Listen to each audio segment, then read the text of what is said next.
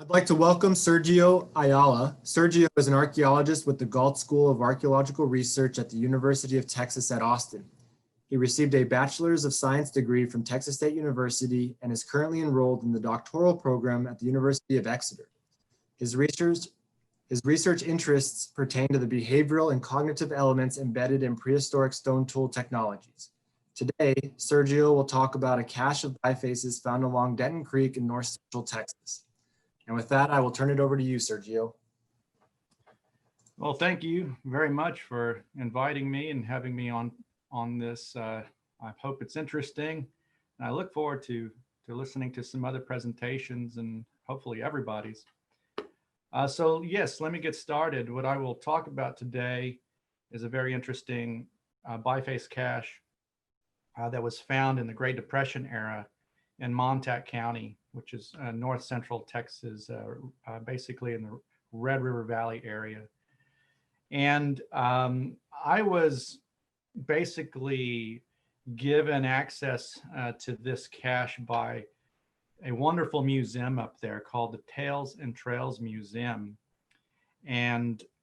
But I should probably say that the background of this goes back some years. I was doing some interinstitutional work with the Center for Big Bend Studies and collaborating with Andy Cloud and doing a lot of work with Andy and Richard Walter there. And they gave me some information about this cache. And it took me a long time to track down its location, but once I did, it was a huge relief to find out that the cache was still intact. It had not been separated or sold or anything.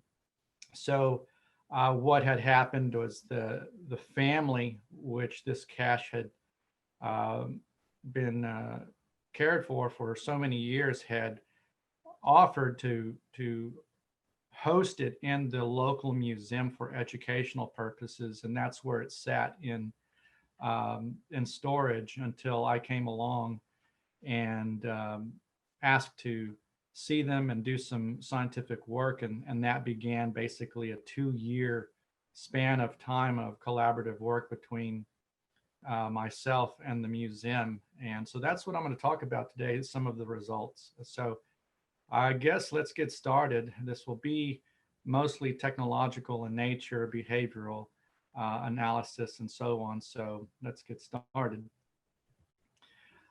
So the technological scheme, or you could say the diagnostic traits on these bifaces is clearly squarely placing them in the Calf Creek horizon.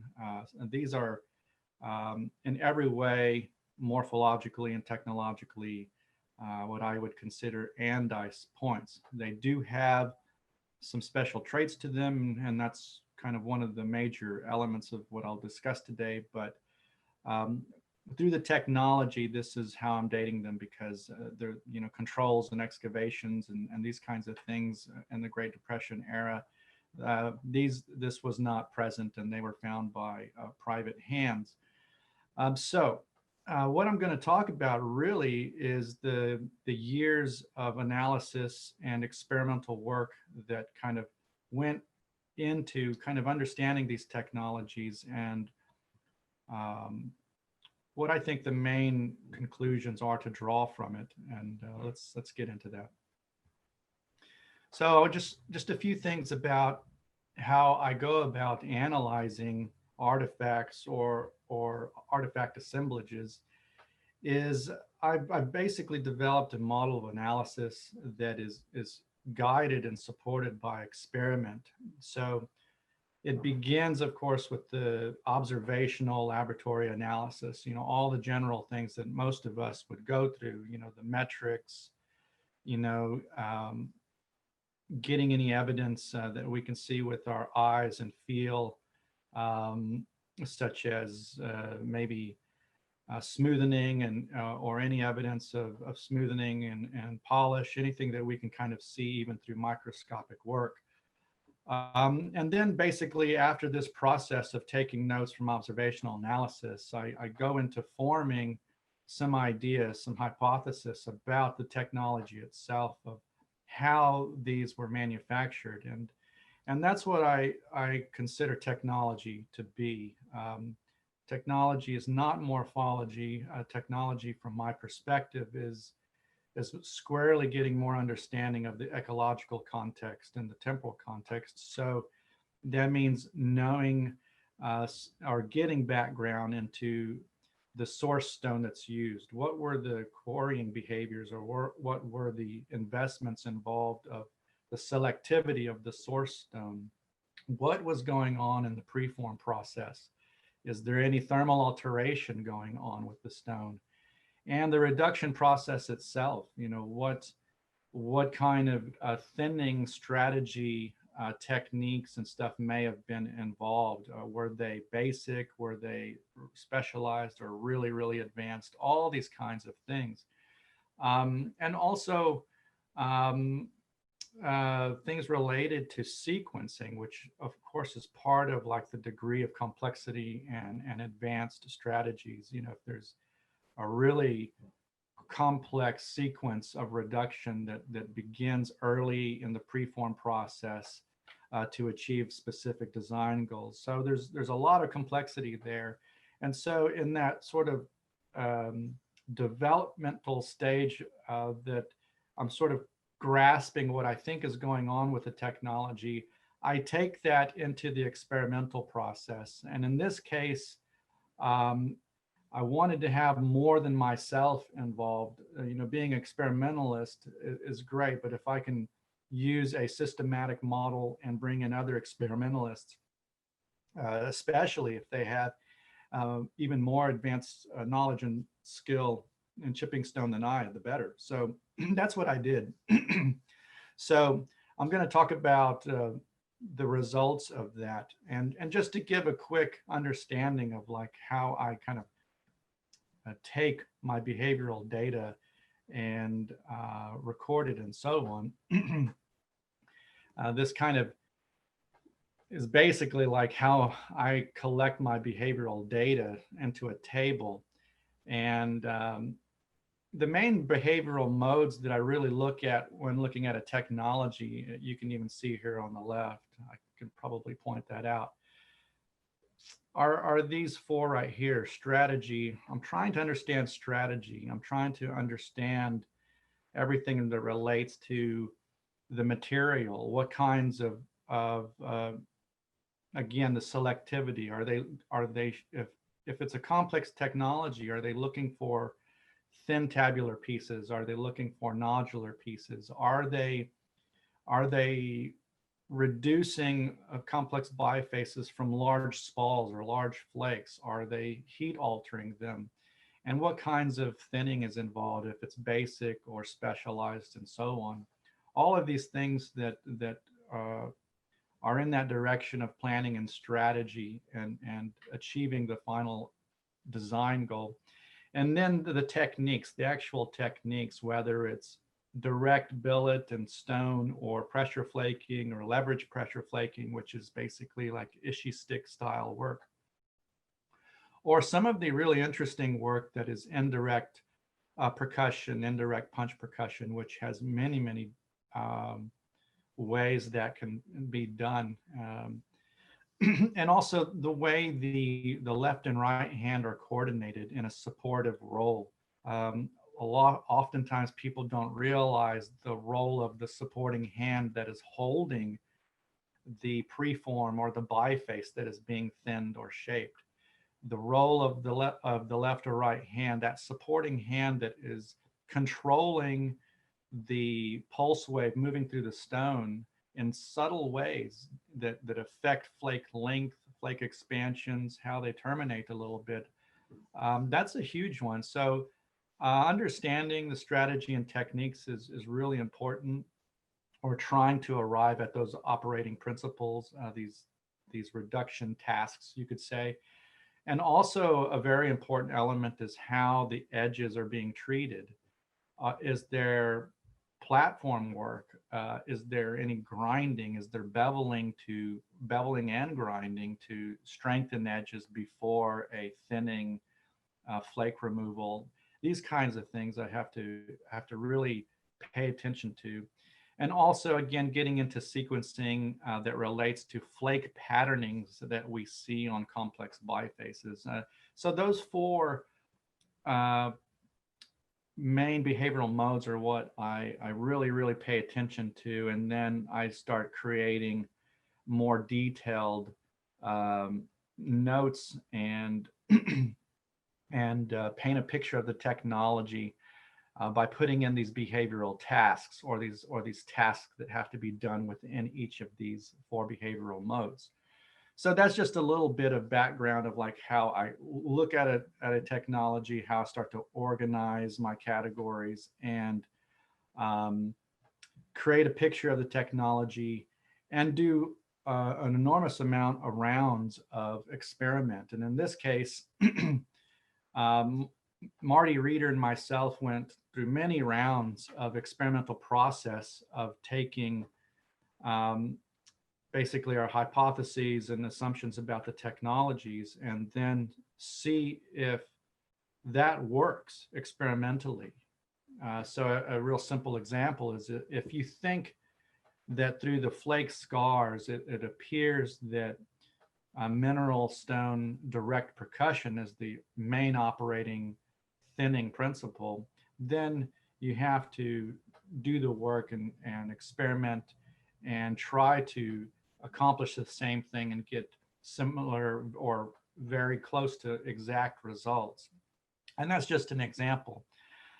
So over a couple of years, I'm just going to share some of the results of what we see that are the operating principles that have worked in our experiments and tell us what we think are what basically are the, I would say, adequate conclusions to the technology. So I'm just going to go through some of these results real quick and also discuss some of these things later. But one of the interesting things here, point number one, was that when I first started to analyze these bifaces, what kind of jumped out to me was this polish and smoothing of the cortex remnants and the polish and smoothing on the flake irises. And that was equal and pervasive to all the bifaces. And so this was like an interesting thing that I was like, wow, what's going on here? The polish was extreme in some cases, in some areas, especially to those cortex remnants that are sticking out a bit more. And also, I was curious to see what results would come out through the microscopic analysis. So looking into the haftware, I wanted to see if these were even hafted. And to my surprise, they were deeply hafted. The polish and striations running through the longitudinal midline right up from the stems of these bifaces, it was really, really deep, almost or around 85% the total length of the intact bifaces. So that was a little bit of a surprise for me to see that kind of deeply hafted sort of design and goal. And as far as the use-wear analysis, of course, looking at the margins, the blade margins, wanted to see with such, I would say, large or oversized bifaces, if there was really any kind of evidence of utility of any kind, cutting and so on. And I found zero polish, zero striations of anything along the edges. One thing that also jumped out was the precision and the morphology. These bifaces were completed with such exactness. I mean, you could stack them on top of each other like cookies. And the haft element areas, the morphologies of the stems, down to almost like to a millimeter or so or less, they are almost exact. And anyone who's done any kind of flint knapping, even with decades of experience, you get 2 or 3 or 4 flint knappers together and you give them a exact template to follow, getting that kind of precision is almost impossible. Even within a single individual, it is really, really, really difficult to do, to be so precise, given the chaos that's involved with various pieces of stone and how it fractures, and controlling that chaos. It's really, really difficult to be so precise. So combining that precision with the evidence of the sequencing, the flake sequencing in the flake scars on the bifaces, I think it was a clear a conclusion that these come from a single flint napper. And another thing that I mentioned here in point number 5 is the notchings on the margins are random. They are shallow. They don't go deep, but they are produced by different kind of tool and tool size than the notches that are made in the base. But the real big question was, well, what are they for? And the only working hypothesis that I have right now is that they probably were used in support of the haft process. Since these were hafted so deeply, it seemed like these notches on the margins could have been part of the binding process and securing process of those shafts. But that's a current thought, and the use wear or wear analysis in those notches on the margins did not show anything that could give me evidence of really any kind of direction, but it's really, really interesting. And a huge thing getting to the actual strategy in these bifaces is, I would say, the element of time. The chert sourcing for these bifaces is Edwards cherts, but they are not of a single variety. And the strategy definitely seeks a nodular kind that are really large and flat. And this is evident because when you look at some of the bifaces that have cortex remnants, the cortex is on both sides. And when you're looking at bifaces that are around 9 millimeters thick, you can get an idea of like how thin these pieces of chert are. But with the scale of these bifaces, the large intact ones, basically between 15 and 21 centimeters long and close to 10 centimeters wide, you're looking at really large, flat requirements. And that with the fact that, this type of chert is not anywhere present in the Montague County area at all. There are some cherts that can be locally found, but it's scarce, and there are quality cherts a little south and a little north that are totally good, very, very good. Oklahoma material also comes into the region quite often, and these prehistoric times that could easily be accessed. But for some reason, the selectivity was geared toward getting specific morphological types of nodules that come from the Central Texas area. So both with the UV light as a sort of like a relative gauge as to whether their Edwards was used, but I also had Dr. Williams, give me some XRF analysis on the nodules, and they are squarely Edwards. We couldn't pinpoint them to due to limitations in the database, a specific formation, but they isotopically did have the signature for Edwards. The next thing was the preform process. Well, the preform process clearly involved thermal altering the cherts.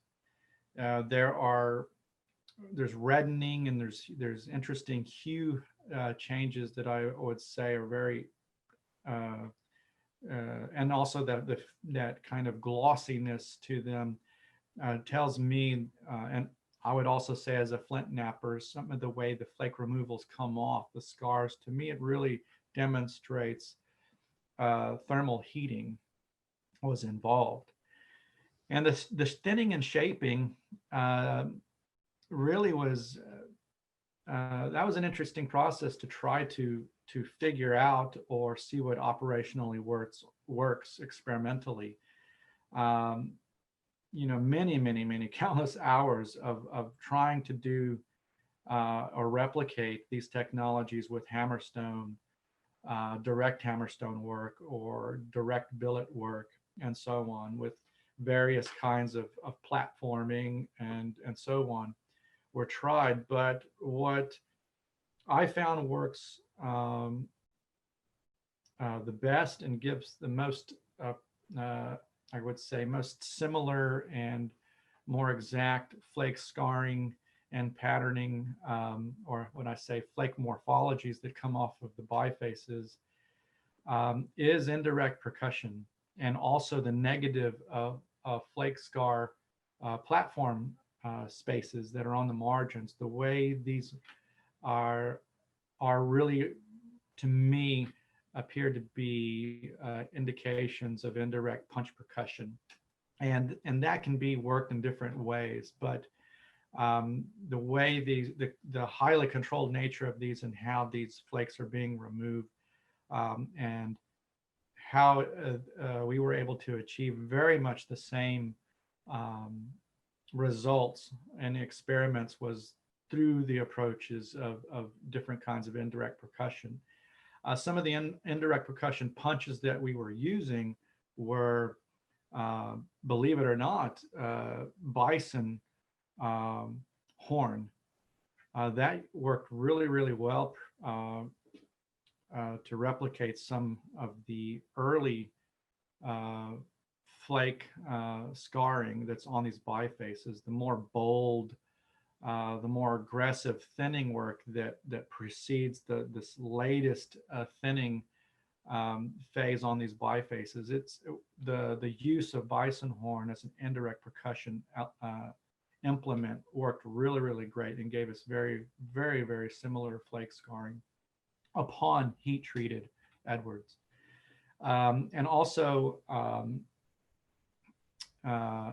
antler beam, whitetail antler beam worked really well for the late phase thinning and so on. And Marty actually used a variety of things. I think he even used some cow knuckle to do some of the final thinning that worked really well. But the main thing here is the operating principle of indirect percussion. Okay, so now getting back to the chert procurement to thermal alteration and the preforming process. When one kind of thinks of the human investment in that process, the human investment needed in that high selectivity of these cherts, really far away from the fine site area. That's an extraordinary amount of human investment to do.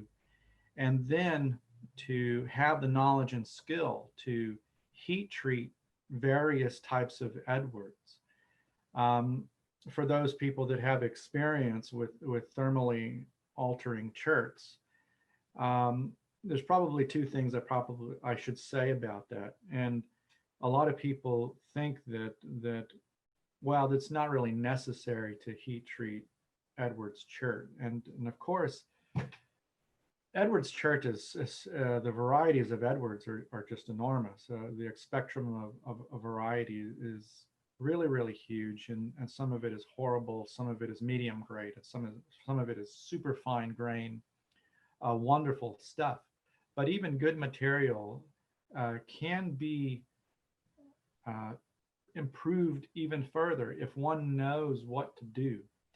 And apparently in this cache, you had really good quality cherts that and from my perspective and analysis, were taken to that next level with a light heat treatment. But I don't think you can do that probably exactly the same way with every church. Some experimental process has to happen to know how to have a certain degree of heat treatment for a specific type of chert. So a best case, well, I'd say maybe a good example of that is if anyone goes to Gillespie County here in Texas and grabs some root beer chert um, and heat treats it, you will arrive at a certain way of bringing it up to peak temperature and holding it at peak temperature and then bringing it down in a certain fashion that is successful. But that approach will not work with all other Edwards cherts, not at all. If you grab some Georgetown and try to do the same thing, you will destroy the Georgetown chert by doing the same thing. So what I'm getting at here is that there's a high degree of knowledge and skill in the thermal alteration of this cache, and there's a lot of risk with that. So the selectivity in the thermal alteration process is really, to me, just an enormous amount of investment to make half a dozen bifaces, or the bifaces that at least are represented in this cache. And this is something that one has to consider into the meaning behind their manufacture. And number 10, the technological behaviors. I think the basic conclusion to make is that, or that I make from that, is that the human investment is not utilitarian. In the nature of their size, the scale, they are oversized compared to the average Andice working dart point.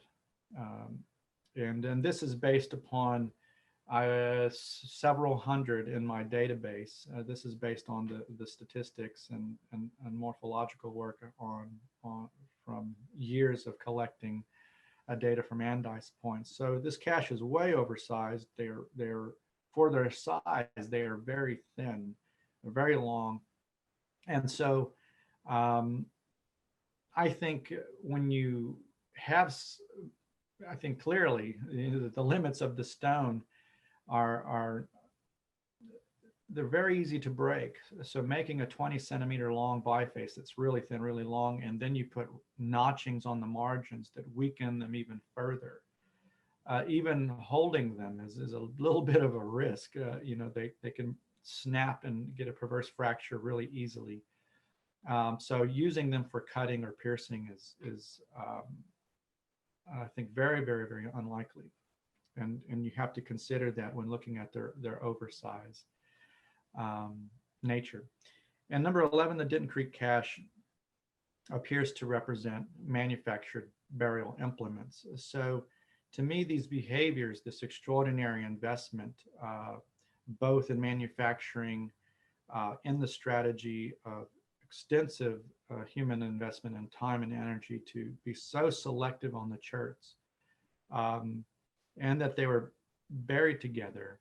They do not have any use wear on them. And one thing that I don't think I mentioned earlier is that the polish on the irises, the polish on the cortex, and so on, happened, of course, after the preform process. So in my eye, they traveled a great distance after the selectivity of the stone, the thermal alteration, and the preforming occurred. Then they traveled. They acquired the polish and smoothing. And then the very last thing that was done in terms of manufacturing or reduction were the notches, the basal notching and the notchings on the margins. And putting that all together, I do not put this in the category of utilitarian manufacturing, and that is related to what is known in the working dart points of this time period, circa 6,000 years ago in the Southern Plains for Andice points and the related Calf Creek points and Bell points. So, just to discuss some things and kind of what goes through my mind when I see caches like this. Well, my mind kind of thought of Kilby's work in caches. And some of the caches that go to the upper and middle Paleolithic times that are non-utilitarian. And well, I have here the Simon cache, the Volgu cache, which is Solutrean technology. And here in Texas, not only the Denton Creek cache, but I've been able to be a part of another analysis study on a cache, the Lizard Hill cache in the Trans-Pecos, which also, points to non-utilitarian behaviors. And I find this kind of stuff very interesting because it gives us a really interesting window into sort of like the world of some sort of I don't know, some dimension of meaning or beyond utilitarian kind of cognitive processes that are going on in prehistory, and this is, I think, would be an interesting thing to explore further. But what do all these things have in common, all of these kinds of caches? I think that generally the strategies involve a huge investment. It's like an overinvestment.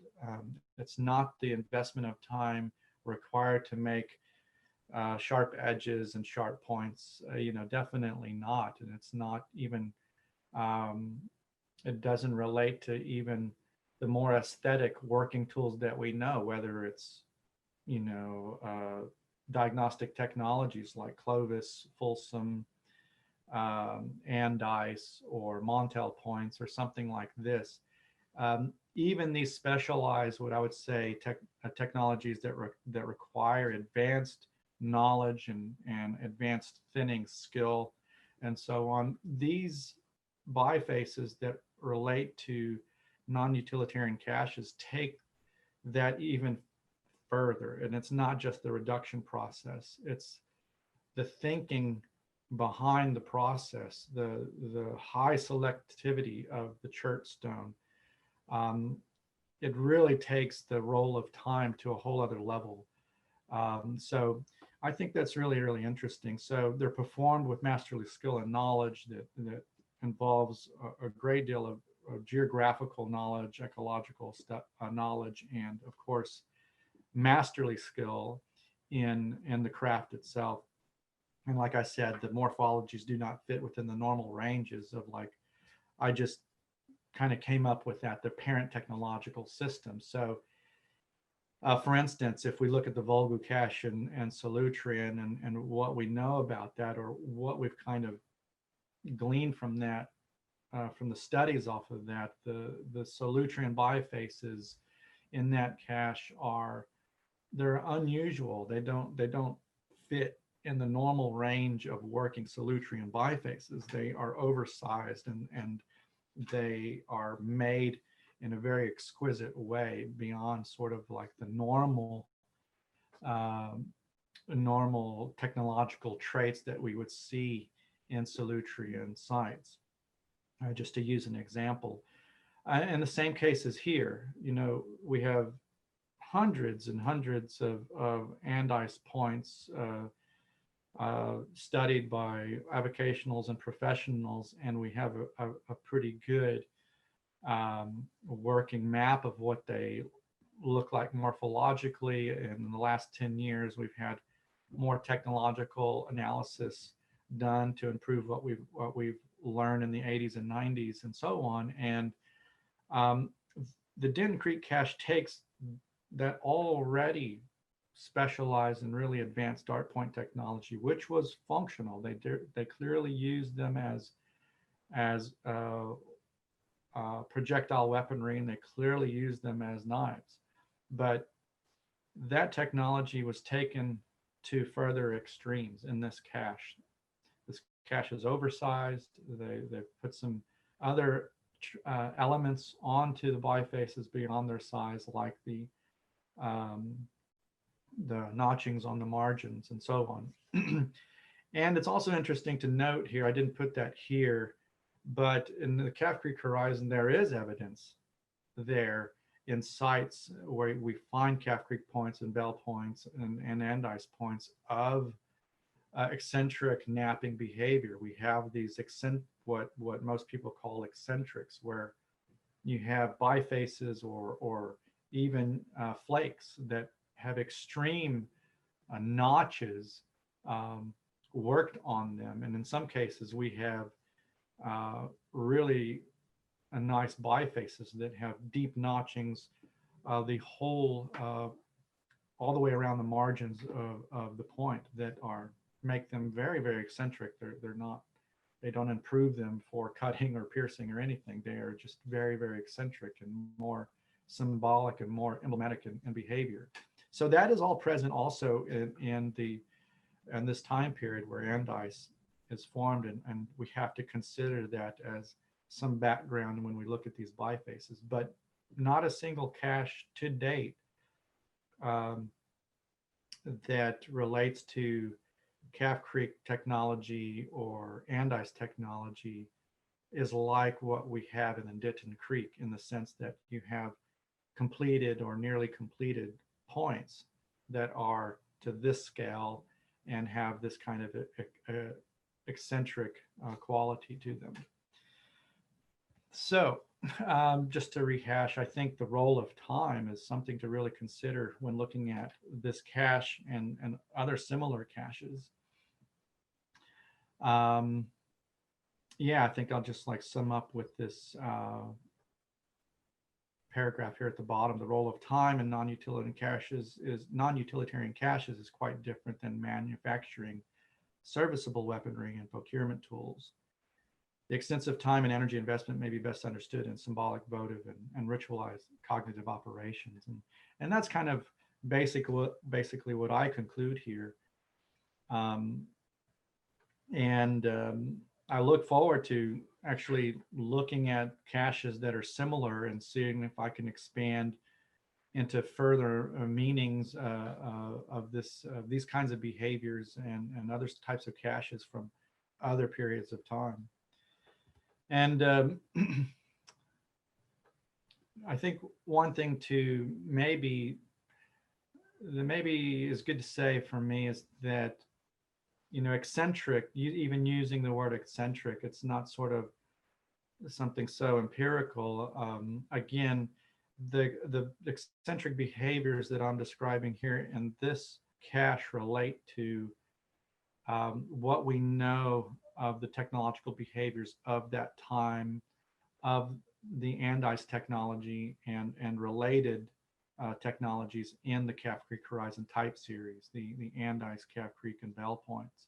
So eccentric may not have a precise definition temporally, but it does mirror what I think some of the things that have been said about, like, say, the Volgu cache and so on, where you have these outliers that are squarely within a sort of parent technological system, but they stand out both in quality and size and have some very unusual traits to them. So the Denton Creek cache, I think, is very, very interesting. I'm in the process of wrapping up a full paper on that with, all of the fundamental data involved in the experiments and the result of the experiments. And looking forward to publishing that really soon. So again, Drew, thank you for letting me discuss this cache, and I hope it was interesting. Thank you very much, Sergio. For any of our viewers who may have a question for Sergio, please ask them in the comment section below.